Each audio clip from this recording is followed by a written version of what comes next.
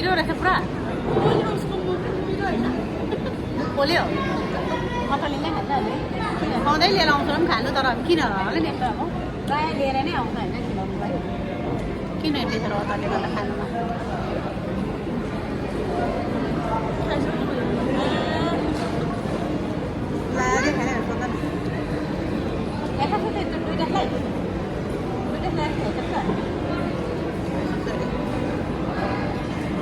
आज आराध्याको birthday cake चाहिँ नकटाए pizza र खाना एकदम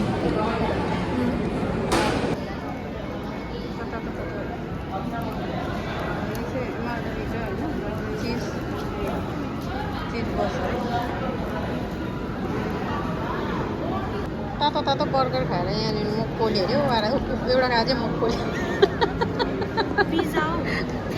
ए सरी बर्गर अरे सरी पिज्जा सरी बर्गर खाएर आएर बर्गर भन्नु त